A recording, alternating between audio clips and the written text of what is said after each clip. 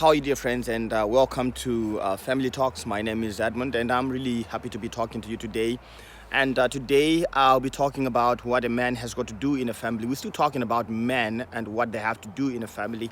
The men have been given responsibilities by God that if they do those, families will stand. And responsibility number one, that is very important, is a man is supposed to be the priest of the house, which means that a man is supposed to lead out in prayer, to lead out in Bible studies in the family, and to make sure that the family attends services where they worship God.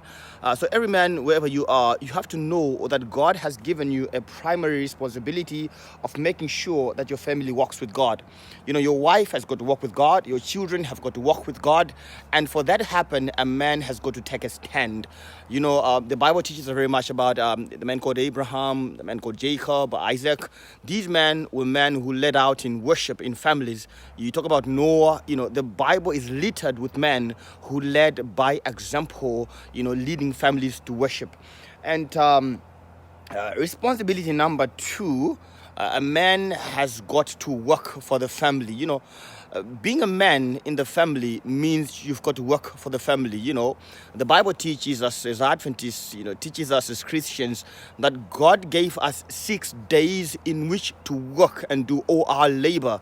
Those are the days when we have got to make sure that sugar is on the table, there's meal on the table, there's rice on the table, there's clothes on the table for the kids to wear. A man has got to learn to work hard. When you read the book of Proverbs, it teaches us that if you are somebody who's given to laziness, you've got to go and see how ants work and learn some lessons from there. It teaches us also that we don't have to be sluggards, but we've got to work.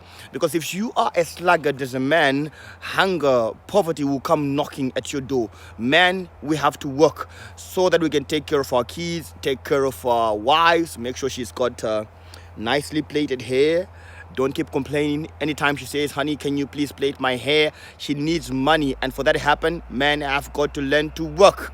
And thirdly, men are house bands. I like reading Ellen G. White. She says a man is a house band, husband. You join the family together.